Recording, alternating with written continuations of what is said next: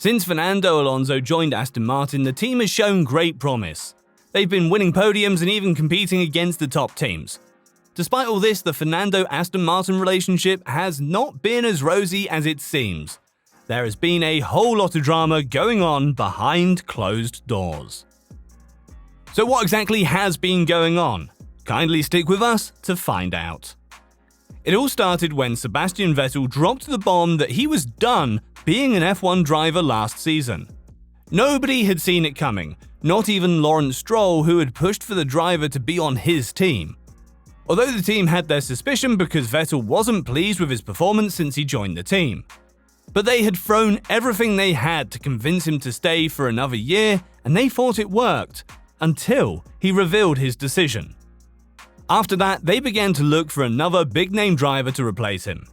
When Lawrence Stroll rebranded Racing Point as Aston Martin, he wanted a notable driver to be recognized with the team. That was why he reached out to Vettel, one of the most successful drivers in F1 history.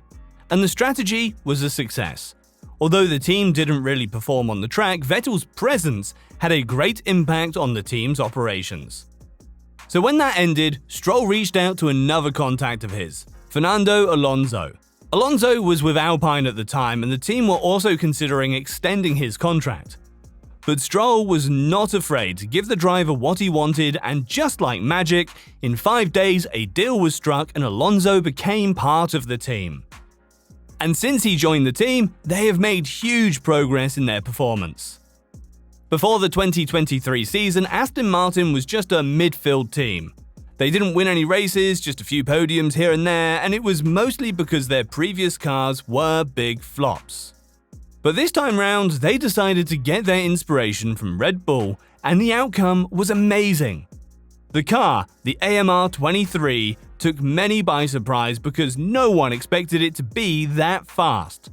Mostly because the team had revealed that their 2023 car was going to be similar to that of 2022, only with a few changes. So Alonso, in a very fast car, began to yield the desired result. Since the beginning of this season, Alonso has made it known that he thought highly of the team due to their commitment and passion to win, and he has been doing everything within his power to show their efforts. In his first race for Aston Martin at the Bahrain Grand Prix, he finished third, earning a podium for the team after a really long while. Then, in some of the subsequent races, he also earned a podium position despite things getting a little heated, showing that the team was already competing with top teams. Currently, he's won 5 podiums and is third on the drivers' standings table, right now behind Sergio Perez of Red Bull. In fact, he is ahead of Hamilton and Leclerc on the table. But despite all these, the Fernando-Aston Martin relationship has not been as rosy as it seems. And the first issue arose when the team signed a manufacturer's deal with Honda. When Stroll took over Aston Martin in 2020, they signed a contract with the Mercedes team to have them as the supplier of their powertrains, gearbox, and other rear components. At the time, they thought it was a game-changing move and it would have them become one of the top teams, but they soon found out that wasn't the case. Although Mercedes delivered the power stations as promised, the Silverstone team couldn't help but wonder if the engines from Mercedes were part of the thing holding them back. So they began to plot a way to become an independent team, and that's how Honda got into the picture. Almost everyone is familiar with what went down between Honda and their former partner Red Bull, so we won't dwell on that. The only necessary information is that Honda was open to a partnership and Aston Martin reached out. They informed Honda that they needed a works team so that everything could be built in-house, and the Japanese company agreed. But the only issue was that Alonso was part of the team. Alonso had worked with Honda when the company supplied the McLaren team he once drove for its powertrains, and it didn't go well. The Spaniard had continuously criticized the Japanese company for supplying underpowered and unreliable engines, and that had created bad blood between the two parties. But the peak of it was when Alonso embarrassed the Japanese manufacturers at their home in 2015. He had announced during the Japanese Grand Prix that the Honda powertrains were suitable for GP2 and shouldn't be in Formula 1. That had hurt them badly, and they found it hard to forgive the Spaniard. Now they're in for another partnership, and it looks like the Silverstone team is willing to retain Alonso as long as he's still performing. When the Honda representatives were asked what they thought of Alonso being on the team, they had said they didn't mind. But sources revealed that it had taken a lot of convincing to assure them that Alonso won't be a problem. Besides the Honda issue, another incident occurred much more recently at the Monaco GP. Just before the Monaco GP, Alonso had confidently mentioned that there were high chances his team was going to win races in at least 3 circuits this season: Monaco, Budapest, and Singapore. And his reason was that their car was made for those circuits.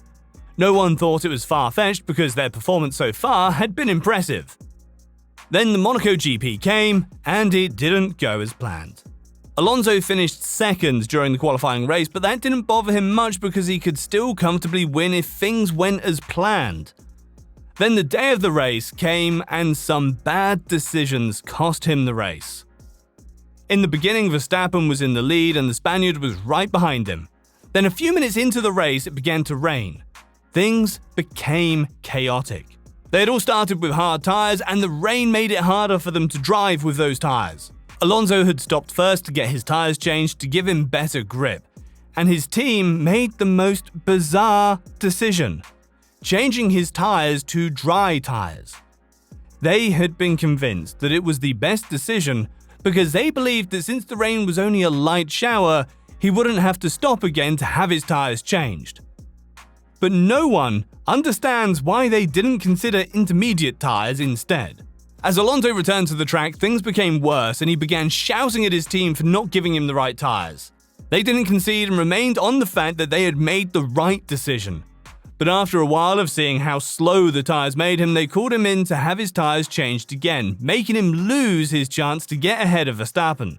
If they had given him the right tyres, he would have gotten ahead of Verstappen, who had faced his own struggles on his medium tyres. He'd lost control of the rear end and tapped the barrier on the outside of his lap into the pits, which slowed him down for a few seconds. But just after that, he got his tyres replaced and comfortably drove into victory. Although Alonso had emerged as second, he would have won the race if only they had given him intermediate or wet tyres when he had his first stop. Because Verstappen had taken his stop at the next lap and Alonso would have used that moment to get ahead. After the race, the Aston Martin driver was so furious that he lashed out at those who made the call. He said, "No full power on the lap, braking was extremely fragile into turn 5 and 10, it was not easy." And what made it worse was their initial response. They told him that he wouldn't have won the race even if he had gotten the right tyres. But after collating data, they realized that his chances of winning were indeed high. Though everything has now been resolved, the teams know better than to make such a terrible mistake again. Also, the races at Budapest and Singapore are yet to be held, which means there are still chances that the team would have the win that they so desire. So what did you think about this video? Kindly let us know in the comment section, and also don't forget to like and subscribe, and we will see you in the next video.